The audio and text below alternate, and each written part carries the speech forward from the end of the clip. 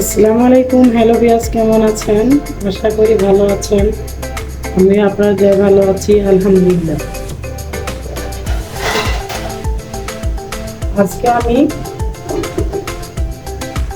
ইলিশ মাছের মাথা, লেজ আর একটা পিস নিছি। এটা দিয়ে আলু বেগুন দিয়ে ঝোল রান্না করব। এর জন্য আমি চুলায় কড়াই বসিয়ে দিছি। কড়াইতে গরম হয়ে গেলে আমি তেল দিয়ে দিব।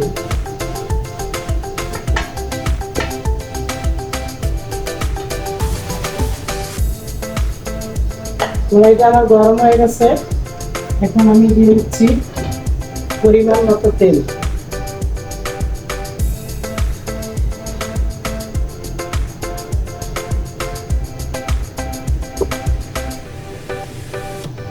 চুলার হিটটা একটু কমিয়ে দিব।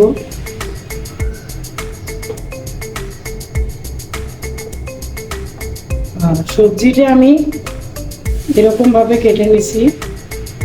একটা ঝিঙ্গা দিছি আর বেগুনগুলো এভাবে কেটে নিছি বড় বড় করে। এই সবজি দিয়ে ইলিশ মাছের মাথা, লেজ রান্না করব। এখন দিয়ে দিব পেঁয়াজ কুচি।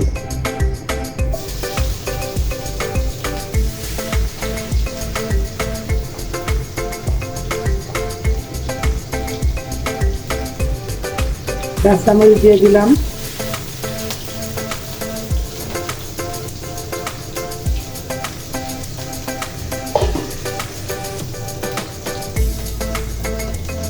লবণ দিয়ে দিব পরিমাণ মতো। লবণটা আমি একবারই দিব।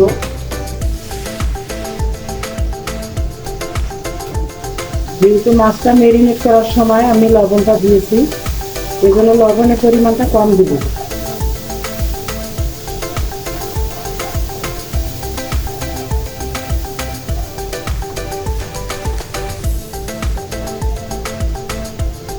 সামান্য পরিমাণ আদা রসুন পেস্ট দিব।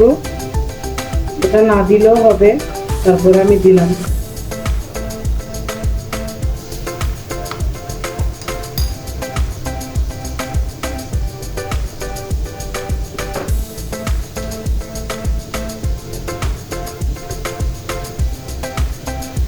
হলুদ গুঁড়ো দিব ছোট চামচ দিয়ে 1 চামচ।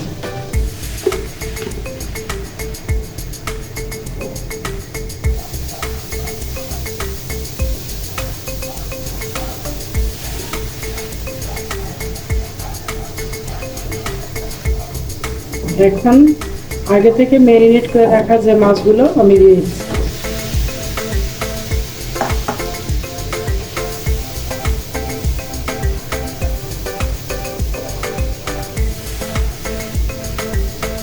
সাবধানে লাগতে হবে যাতে ভেঙে না যায়।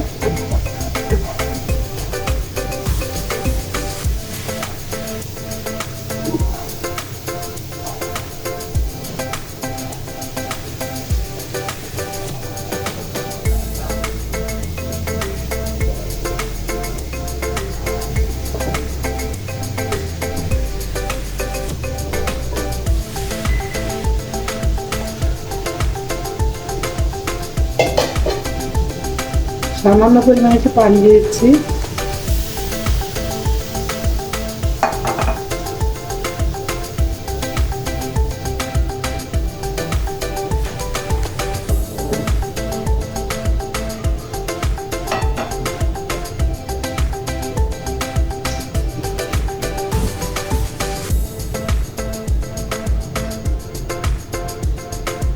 ঢেকে রেখে দিব।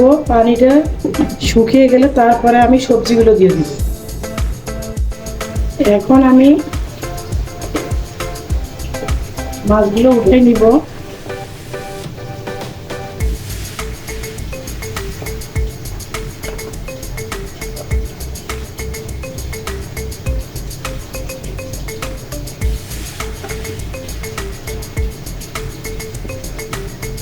ইলিশ মাছ ফ্রাই করে রান্না করলে ভালো লাগে না, এভাবে কষিয়ে রান্না করলে অনেক টেস্ট লাগে।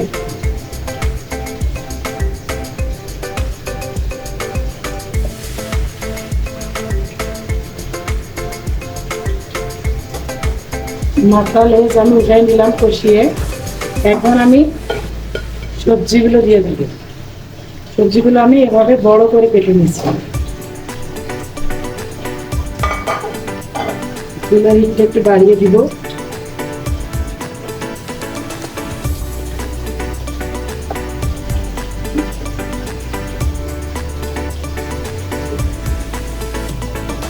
আমি সবজিগুলা 5 মিনিট কষিয়ে নেব।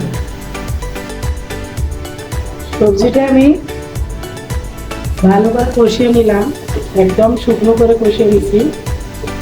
দেখেন একটু পানি নেই, চুপি থেকে তেল ছেড়ে দিচ্ছে।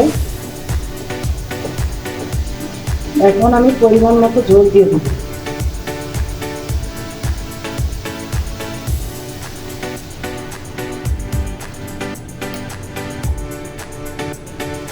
যেহেতু ইলিশ মাছের মাথা দিয়ে লেজ দিয়া সবজির সঙ্গে একটা ঝোল রান্না করতেছি পাতলা, এজন্য ঝোলের পরিমাণটা আমি আর একটু বেশি দিব।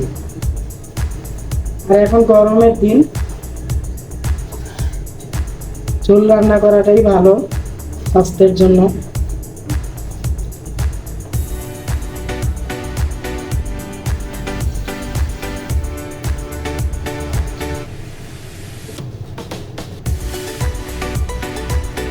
ঝোলটা আমি একবারে দিলাম। রান্না করার সময় ঝোলটা সবসময় একবারে দিতে হয়, বারবার দিলে কিন্তু রান্নার স্বাদটা চলে যায়। এখন আমি ঢেকে দিলাম, বলক উঠে গেলে তারপরে ইলিশ মাছের মাথা লেজ দিয়ে দিব। বলক উঠে গেছে, এখন আমি ইলিশ মাছের মাথা লেজ পিস সব দিয়ে দিব।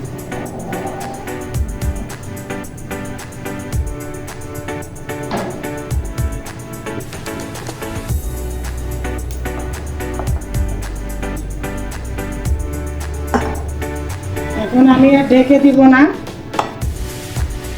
এটা ঝোলটা শুকিয়ে গেলে তারপরে আমি রান্নাটা পরিবেশন করব। ইলিশ মাছের মাথা লেজ দিয়ে আর আলু বেগুন দিয়ে আমি ঝোল রান্না করলাম, পরিবেশন করলাম।